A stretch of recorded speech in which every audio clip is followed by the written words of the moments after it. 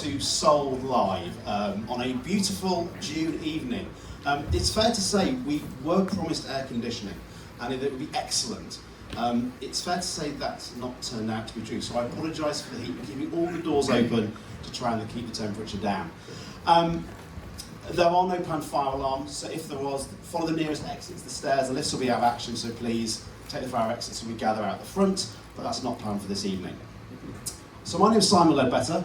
I've worked in the property industry for 10 years. I've been a buyer, a seller, a landlord, a tenant, and an Airbnb user. Sorry to swear, guys. And I've learned a lot about this industry in the last 10 years. But it's fair to say, I came across David Adams about 3 years ago. We met through a mutual friend, and I've worked with people like Knight Frank, Countrywide, as a CEO of Fine & Country. It's not often you find agencies like Cavendish. I'm not going to do too much promotion on it, but they're a bit of a rare breed in my experience, and I work with hundreds of estate agents. And actually what tonight is a 90-minute romp for your benefit, not ours, in terms of how to get a higher price, how to sell faster, and how to reduce the risk of fall-throughs. There's going to be 3 sessions.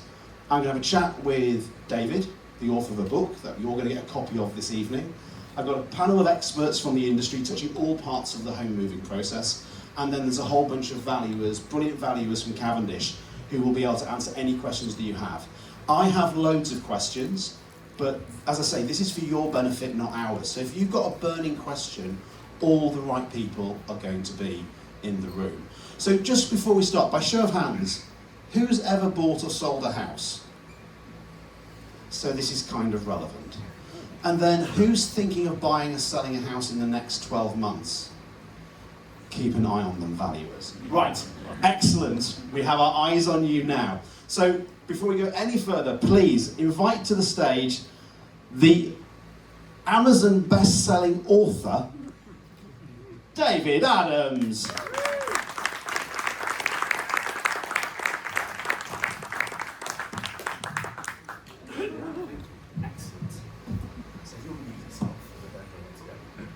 So we promised a fireside chat and it's really hot. So a little bird tells me, David, that you may have written a book. I have indeed. Why? Why? So do you know what? So I wasn't going to do this, and this is going to put you on edge now. And It's not on the script. this isn't planned and may go horribly wrong. And I can see Simon look at me going, just answer the bloody question. Okay, so could everyone who can stand just stand up for a second, please? Now I'm going to do a bit of a quiz. So the question I'm going to ask you is, what percentage of homes that come on the market actually sell? So 100 homes come on the market, how many of those 100 people, families, single people, actually move home? So if you believe that's 100, in other words 100%, please sit down. Okay, no. If it's over 90%, if you think it's over 90%, sit down. 80? A couple of people. Over 70%. A few more people. Who here believes that over 60% of homes that come on the market sell? Quite a lot of people. Okay, how about over 55%? Well, the guys that are still standing, give yourself a round of applause, because 54%, this isn't actually something to applause, let's be honest, 54% of properties that come on the market actually sell. So, in answer to your question, Simon, that's the reason why I wrote this book, because I don't think that's acceptable. I mean, it is quite a dramatic demonstration of the problem the industry has, is just over half of the properties that list actually sell. So, on that basis, if you could give the sellers in this room one piece of advice before they put the home on the market, what would that one piece of advice be? I think it would be to not be flattered by the highest valuation. And that's a common mistake that sellers quite rightly make, by the way, is to list their home with the agent who offers the highest price. So tell me a bit about, because I want to get the highest price, so why wouldn't you accept the highest valuation? Well, it all depends. So if if let's say you get 3 estate agents out to value the house, which most people do by the way, and that's what I would recommend everyone does as well, it's very common that the seller will choose the agent based on perhaps who's just going to charge the lowest fee and the highest valuation, because at the end of the day, we all see the pound signs, and let's say if an agent values it 30,000 or 50,000 more than the other two, then it's obviously very tempting to go with that agent, isn't it? Because we all want the most money in our back pocket. But that must achieve the best price for me as the seller. Yeah. The highest valuation must achieve the best price for me as a seller. Yeah, that's the common misconception. But that's not true? No, it's not. So what is the truth? Well, quite a lot of properties that come on the market have to reduce in price. It's about 40% actually at the moment of properties that come on the market end up reducing their price. And there's a really good statistic that if you sell a home in the first in the first 90 days, then you've got a 94% chance of moving.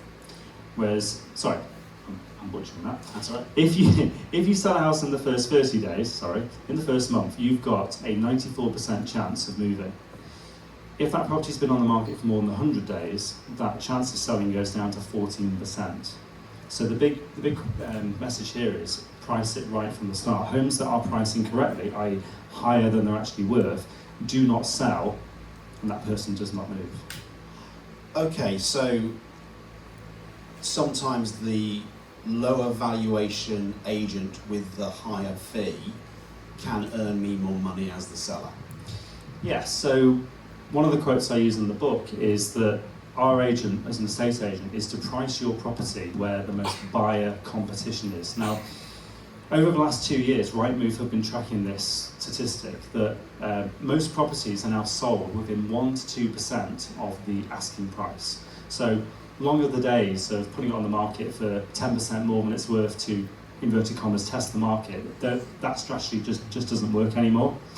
And in a lot of cases, what we're finding is that actually pricing the property below actually what it achieves is a very good strategy.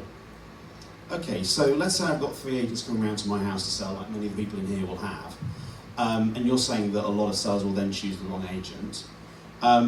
2 sides of that question is, what would define the wrong agent from what you've already said, and what defines the right agent?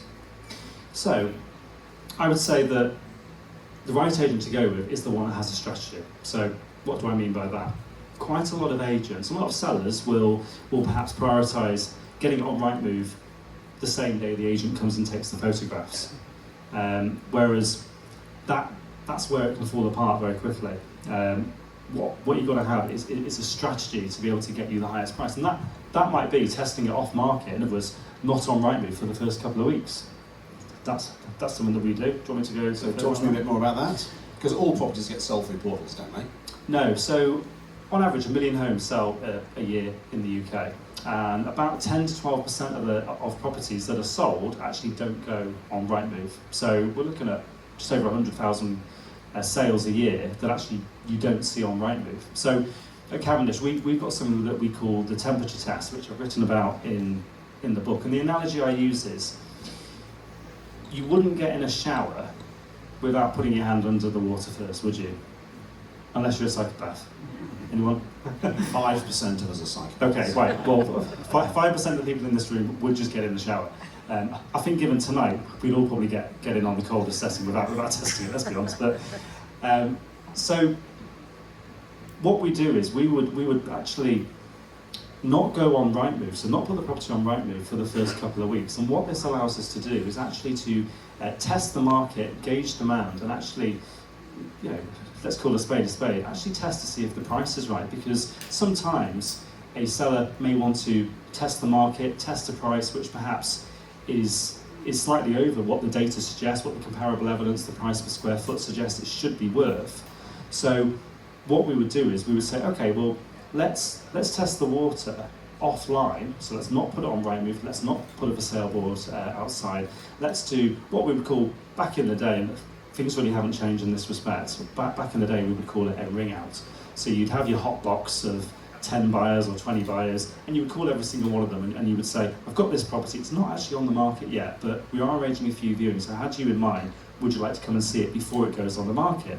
And you would arrange a load of viewings, and basically, if you do, let's say, 2 or 3 viewings and you don't get any offers, or you get some price-related feedback and the price you advise that buyer is a bit high, then you've got great feedback to go back to the seller and say, well, we tested the water, we've spoken to the database, we've spoken to, let's say, 20 people, we put a teaser on social media, we've got a load of eyeballs on it, we've actually got some people through the door, and actually going on the market for, let's say, 800 is not the right strategy. Then we can actually go, we can launch the property on Rightmove, the full property launch at 750 or 775, whatever we agree. But can I just test the property on a portal, biggest, highest price I can get, and then I just reduce the price if it doesn't sell? That must affect, but that can't affect anything. Well, as soon as it's got a reduced sticker on Rightmove, you do get that stigma.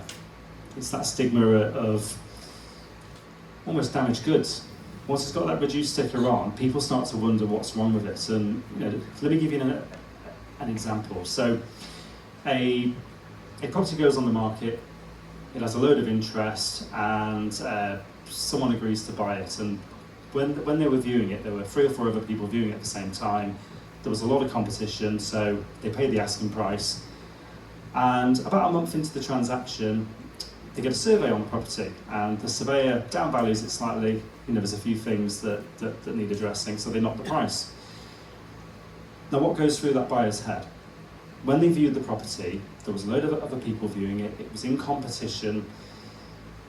We can afford to pay the price. It's probably not worth going too aggressive on this renegotiation because other people wanted it. Scenario 2, a property's been on the market for 6 months, it's had 2 price reductions, and someone views it. They then make an offer, slightly below asking price, and the seller accepts it. Now, the same survey happens 4 weeks later with the same issues and the same down valuation. Now, what goes through that buyer's head? Well, nobody else wanted it. It was on the market 6 months, it had 2 price reductions. So the buyer is more likely, we see this all the time, the buyer is more likely to renegotiate hard because they're in a better position. So the big message here is price it right from the start. And the book is really quite critical of overpricing, actually. I know when I read that, it was quite interesting how super critical it is of overpricing for all the reasons you just said there. So you touched on there about what goes through the seller's head. What about the buyer's mind? When you've got a viewer, what's going through the buyer's mind in the first 30 seconds that sellers need to take note of? Yeah, so one of the things I've done a lot of research on over the last few years is human behaviour and psychology. And when we make decisions, not just buyers but human beings, when we make decisions, we make them with the 2 sides of our brain. You've got the emotional side of your brain and then the logical side of your brain. And the side of the brain that does the most heavy lifting when it comes to a decision is the emotional side. So what do I mean by that? When people walk through the front door of a home that's on the market for sale, what they're thinking about is what they can smell, what they can see. So is that the smell of fresh coffee? Is it the smell of fresh bread? Is it the fact that the hallway has been recently redecorated and it's decluttered, and they can actually imagine, bringing up their children there perhaps. So it's the emotional side that does the heavy lifting for a decision. But my house is perfect. I've lived in it for 13 years. Why wouldn't people want to buy it exactly as it is? So one of my favourite quotes that I use for the book, it's not actually my quote. It's a quote that I got off another estate agent quite a while ago. It really resonated. It's a great quote. Is that when you're coming to sell your house, you're not selling your home, you're selling your buyer's next home. And that's a big mindset shift for sellers, I think. You've got to think through the lens of, this isn't our house that we're selling. We're actually promoting a property to someone else who might live in it completely different to us. So when we're thinking about feature wallpaper and things like that, it is very much worth looking at, redecorating in some areas, neutralising, decluttering, and staging as well. I mean, there are whole books on the most terrible houses placed as they stand, and it is quite surprising that people choose to do that. Is that then the most expensive mistake a seller makes, is not think about the neutrality a property needs to be the best possible position to sell? As in, its look, its feel, the way it's staged. No, I would actually say that the biggest mistake sellers can make would be overpricing.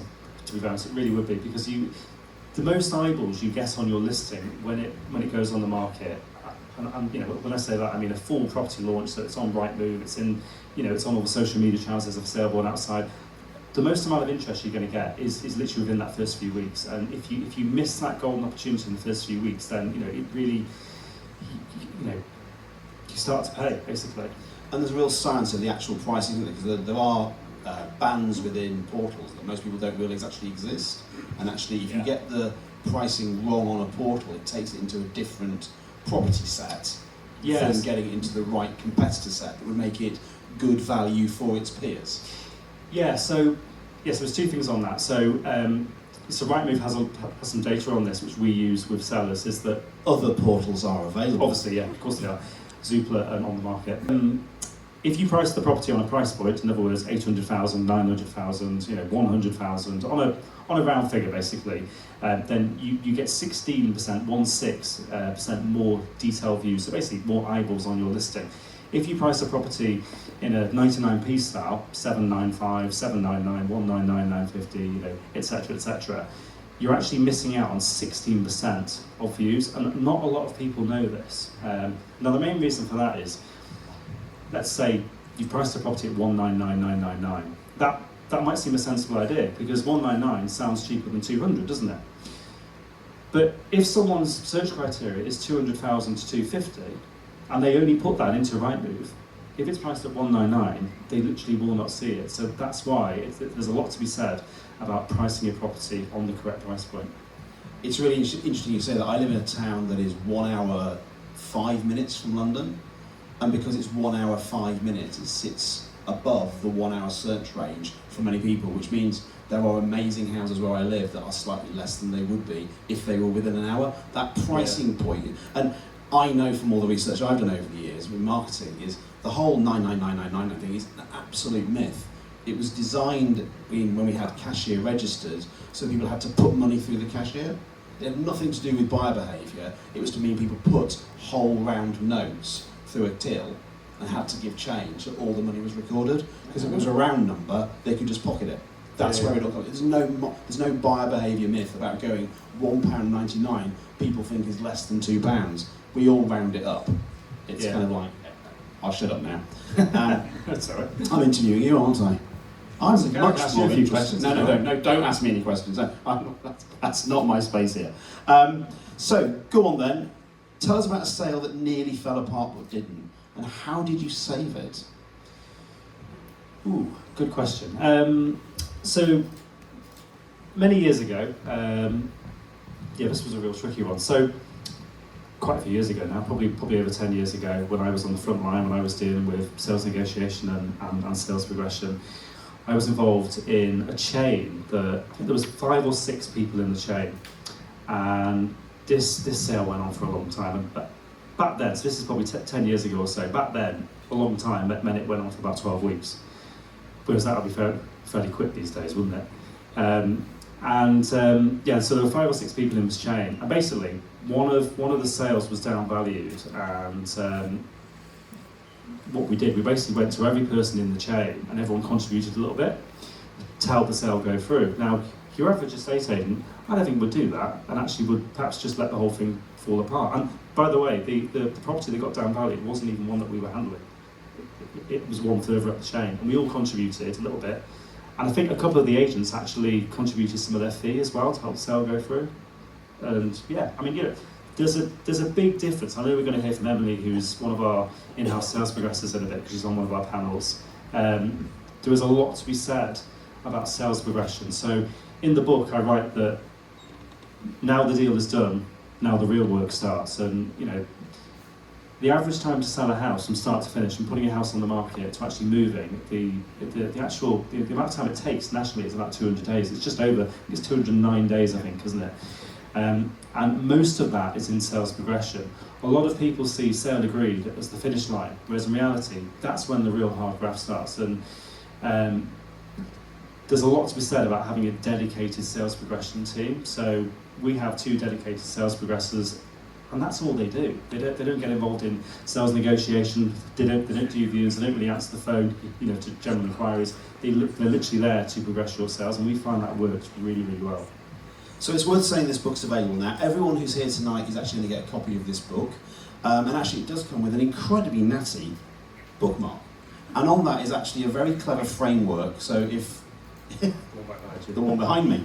So when people leave tonight after the next 2 panels, what is the one thing from each of those stages do you think people should take from the sales playbook? So in terms of selecting your right agent, what is the one thing people should take from there? Okay, so with regards to selecting the right agent, I would say don't choose your agent based on the cheapest fee and the highest valuation. And then in terms of engineering, the E, the launch? So engineering the launch, I would say preparation for the marketing. So staging, decluttering, and remembering it's not your home you're selling, it's your buyer's next home. Love that. And then L, launch and leverage demand? Okay, for this one, can I have 2? No. Yes, you can, Chris. Okay. I'm your guest. Okay, so the launch and leverage demand, I would say the temperature test. So in other words, test the property off market before you go on the market. In other words, on a portal, because that can get you the best price in a lot of cases. And the second thing, which we haven't really talked about, but it's having a proper viewing strategy. So can I just unpack that ever so slightly? Please do. We've got time. So a viewing strategy. So again, leaning into psychology here and a bit into human behaviour. So we have a viewing strategy where, let's say a property comes on the market on a Friday morning. It's best practice now to actually delay viewings for a good week and actually get as many people through the door as possible, all in one go, perhaps in 1 or 2 sittings, so a bit like an open house. Now the reason for that is that you can really lean into what we call the fear of loss. So picture this, you've got a viewing at 10 o'clock and someone arrives at 10 o'clock, they view the house, and at 10:15 there's a knock on the door and it's someone else who's about to view the house. Now when that person is leaving the house, there's someone else walking in. When that person's walking in, there's someone else leaving. And then someone else arrives 5 minutes later because they're a little bit early. And suddenly you're thinking, ooh, there's competition here. We're not the only ones viewing. We better get our act together and be serious about this and actually offer the best price. I mean, it sounds simple, it sounds obvious now I say it, but quite a lot of agents will put a property on the market and someone wants to view and they'll book them in for the next day. And then someone will view 2 days later and someone will view 2 days after that with another person. That's not strategy, that's just letting the buyers dictate when they want to view. And actually, what gets you the best results if you're thinking of selling is grouping them all together and having a proper strategy and leaning into that fear of loss, because that gets people to offer the highest price and as quick as possible, because it's that fear of loss. It really works. That's fantastic. I know there's some data from our favourite behavioural scientists is that we price loss twice as much as we price gain. So fear of missing out is actually a really important thing that you can use to your advantage fundamentally if you're selling a house. That's fantastic. Look, before you go, we've got 3 quick panels to go through, so I'm not being rude when I look at my watch, I'm just keeping an eye on the fact we've got half an hour on each. Does anyone have a question they have for David at this point they'd like to ask? He's on other panels in the next couple of sessions, but does anyone have a question they'd like to ask? Yeah, let me just come to you and give you the mic, and then he can hear you. You touched upon open days. Would you leave that decision to the estate agent? Would it depend on how many potential viewers there are? Because in some countries they have open days as the norm, don't they? Yeah. We don't, do we? No, they don't. Open days aren't the norm in the UK, are they? It's very much, it's an American thing, it's an Australian thing, and yeah, I would encourage them, to be honest. I mean, I think having an open day, it's the same effect as having a block viewing where you might have 5 or 6 viewings that are all booked in, let's say within 20-minute or half an hour intervals. But yeah, very much an open day, I would say, would create the same urgency and the same demand as a block viewing, definitely. It also minimises the disruption for the seller, so there's a lot of winners from it. But don't underestimate the power of that psychological thing of people seeing other buyers, if you can manufacture that. Are there any? We've got probably time for one more question for this session before we invite the panel on for the next one. Does anyone have any questions? You've been brilliant, David. Thank you very much. Oh, one question, sorry. The lock-in. There we go. But you didn't mention the lock-in, No, we or is didn't, that did in we? the next section? No, we can answer that now. Did I not do the lock-in? No, Did because I I went fail? off piste. You went off piste. It's your fault then, isn't it? Yeah. Right, David. Thank you. You're an expert. Yeah, no, thank you. So, David, tell me about lock-in. Lock-in. Okay, so lock-in the sales, something I touched on before, a dedicated sales progressor. I hear, because by the way, I spend a lot of time with other estate agents, not just our own estate agents, but I'm a part of coaching masterminds with other estate agents all around the country. And something that terrified me, about 6 months ago, I went on a training course, and an estate agent, who I won't name by the way, but they're on the same table as me, and they basically said they don't do sales progression, they just leave it to the lawyers. Now that's terrifying, Mike. You've really got to have someone, chipping away and actually communicating all around the chain. And actually, sales progression, I think, is one of the most important parts of the sales transaction. And there is the other thing, so I won't go into detail now, but it's in the book, and it's very much lock in the sale. And it's very timely because of what was announced last week. Reservation agreements. Now this is going to become a massive thing very soon with the reforms that have been announced. They were a very similar situation in Scotland. It's something that we do. We have a service called Cavendish Secure, which is built around a reservation agreement. And when a seller and a buyer commit to a reservation agreement, and that payment can be anything from as little as £500 to as much as thousands of pounds, then the average fall-through rate is about 5%, whereas nationally it's about 35%. But when a reservation agreement is in place, that goes down to about a 1 in 20 chance of the sale falling through. So I really much welcome the news. I'm sure we'll talk about this on the panels, but I very much welcome the news of the reform, because part of that will be a reservation agreement. In Scotland, the average fall-through rate is below 10%, and it's just crazy. I think in England and Wales, to have a fall-through rate that is over 30%, it needs to be lower. So yeah, I'll be very interested to see what is proposed when that goes through. I'm not standing for any reason other than it's 7 o'clock. So, David, thank you very much. Thank you, everyone.